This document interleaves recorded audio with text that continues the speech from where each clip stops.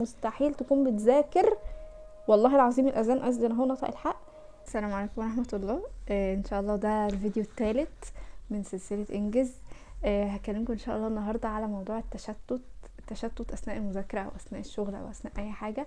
الموضوع ده مقرف ومؤذي ومتعب بالنسبه للناس كلها، وانا عارفاه وحاسه بيه وفاهماه. فخليني اكلمكم شويه عن التشتت وعن ازاي ممكن نتجنبه، او على الاقل نخليه باقل نسبه ممكنه. انا بكلمكم من واقع، مش هاجي اقول لكم الغوا التشتت من حياتكم، ده ما بيحصلش. احنا عايزين بقى نخليه اقل نسبه ممكنه. عمرك قعدت تذاكر ساعه واحده على بعضها وبعدين اكتشفت ان انت مش فاكر اي حاجة من الحاجات اللي انت ذاكرتها، اللي انت كنت فاكر ان انت ثبتها في دماغك، بس تكتشف بعد ما تقفل الكتاب وتروح لحد يسمع لك، او حتى انت تيجي تسمع لنفسك تكتشف ان انا مش فاكر حاجة. تقعد بقى تلعن بقى في ذاكرتك، جالها زهايمر على صغر ومش عارفة تحتفظ بمعلومتين على بعض. ايه المشكلة؟ مش في ذاكرتك، المشكلة ان اصلا المعلومات اصلا ما دخلتش. اوقات كتير بنبقى فاكرين ان التشتت سببه ان احنا كسلانين، بس الحقيقة ان التشتت سببه ان احنا عقلنا نفسه مرهق. تبقى قاعد على اساس ان انت بتذاكر، وانت فعلا فعلا فعلا بتذاكر، بس انت دماغك بتفكر في مليون حاجة تانية. دماغك بتفكر في الموقف الفلاني اللي تعبت فيه، الموقف اللي حد ضايقك فيه، الموقف اللي مش عارف حصل فيه ايه. كل ده بيبقى جوه دماغك وانت عمال تفكر فيه، وانت عينك في الكتاب وواهم نفسك ان انت بتذاكر. ولو ركزت مع دماغك في الوقت ده هتلاقيها بتفكر في حاجة تانية غير المذاكرة. مستحيل تكون بتذاكر، والله العظيم الاذان اذن اهو، نطق الحق. مستحيل تكون بتذاكر وتلاقي نفسك ناسي. يعني تكون انت عينك ودماغك في الكتاب وتلاقي نفسك نسيت. انت بتكون عينك في الكتاب بس دماغك في حاجة تانية. فعقلك من كتر ارهاقه من التفكير ما بيبقاش قادر يركز على حاجتين في وقت واحد. هو يا اما هيفكر يا اما هيذاكر، والاسهل بالنسبة له واللي انت ما بتقدرش تسيطر عليه انه يقعد يفكر في الحاجات اللي مضايقاك او في اي حاجة عامة. خلص بس الاذان وهكمل. وانا مش هنا علشان اقولك ان التشتت سببه التليفون. انا مش هقولك الكلام اللي انت سمعته من كل الناس وخلاص وحافظه.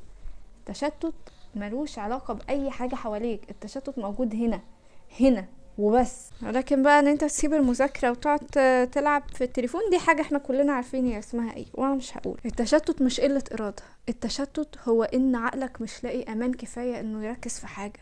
وارد بقى يكون التشتت ده سببه المقارنة، انا غيري سبقني وغيري عملها وغيري مش عارف ايه، وانا هعمل ايه جديد يعني. وتقعد تفكر انا اصلا هعرف، يعني انا هعرف اجيب درجة كويسة، طب ما انا زميلي ده اشطر مني بيجيب اعلى مني كل مرة. تفكر في الحاجات دي تشتت قلق، ان انت قاعد قلقان مش عارف نتيجة اللي انت بتعمله ده ايه. طب تعبي ده هيجيب فايدة ولا هيسوحني؟ مفيش تعب بيسوح صاحبه غير التعب اللي بيجي من ورا الاهمال.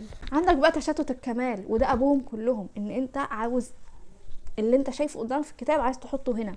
وده مش غلط، بس ده مش هو اللي لو ما عملتوش يبقى ما تعملش حاجة خالص. في ناس فعلا عندها هوس المثالية وانا كنت واحدة منهم. لو ما عملناش الحاجة بيرفكت مش هنعملها خالص. والمخ عامل زي الطفل، لو اجبرته على حاجة هيعند معاك. علشان كده لازم تجيبها بالسياسة. تعمل ايه بقى علشان تخلي دماغك في اقل نسبة من التشتت، او لو قدرت تمحيه خالص.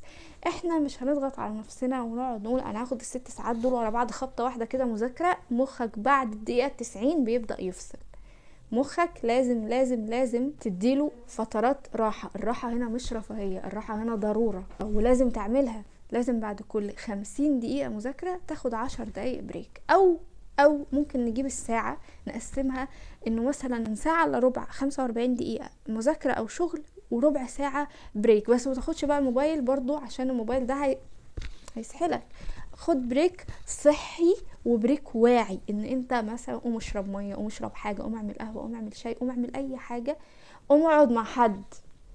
بس بلاش تفتح حاجة، او ممكن يعني لو هتفتح الموبايل رد على حاجة بسيطة، اتفرج على فيديو قصير يفيدك ينفعك، لكن مش تروح تفتح لي مسلسل تقعد تكمل بقية اليوم بتتفرج عليه. اليوم هيضيع ومش هتعمل اي حاجة فيه. يجيب يوم ويوم هيجيب يوم ومفيش اي تغير هيحصل في حياتك. انا اسف. ولازم كمان تبقى محدد انت في الساعة دي عايز تعمل ايه. في الساعة دي تكتب انه لو انت مثلا هتذاكر فصل او نص فصل، هتكتب كل عنوان جوه الدرس ده او جوه الشابتر ده. كل درس جوه الشابتر، كل عنوان تقسمه، تعرف انت ايه اللي مطلوب تكون مخلصه في الساعة دي، علشان ما تديش فرصة لدماغك انه يسرح. هو عارف انه الساعة دي انا لازم اعمل كذا، خلاص ساعة وقت قصير جدا، وهتحدد لها برضو محتوى تذاكره او تشتغله قصير على قدها، يعني يكون في توازن بين الوقت اللي انت هتذاكره او تشتغله وبين الحاجة اللي انت هتعملها، علشان مخك ما يهربش ويعند معاك ويقولك والله ما انا عامل حاجة. وافتكر كويس قوي ان انت مش لازم تبقى قوي طول الوقت، وان اللي عقله مرهق مش محتاج جلد ذات، ده واحد محتاج يطبطب على نفسه وياخدها لبر الامان ويحاول يشتغل عليها علشان ينقلها لمكان احسن واعلى. ولو تركيزك ضعيف ده مش معناه انك فاشل، ده معناه انك محتاج هدوء اكتر في حياتك، وعقلك محتاج يحس بالامان. حاول توفره له، وحاول تكون حنين على نفسك، وخد نفسك لحتة حلوة تستاهلها. انت تستاهل تعيش حياة احلامك وتعيش اللي انت عايزه وتقدر تعمله، وده مش كلام. شكرا على المشاهدة، وشكرا ان انتم موجودين، وشكرا ان انتم في حياتي. انا مبسوطة جدا بيكم. لو عجبكم الفيديو ما تنسوش تعملوا لايك وسبسكرايب عشان يوصل لاكبر عدد ممكن، وعشان يوصلكم الفيديوهات الجاية باذن الله. مع الف سلامة، وبتمنى لكم تحققوا كل احلامكم.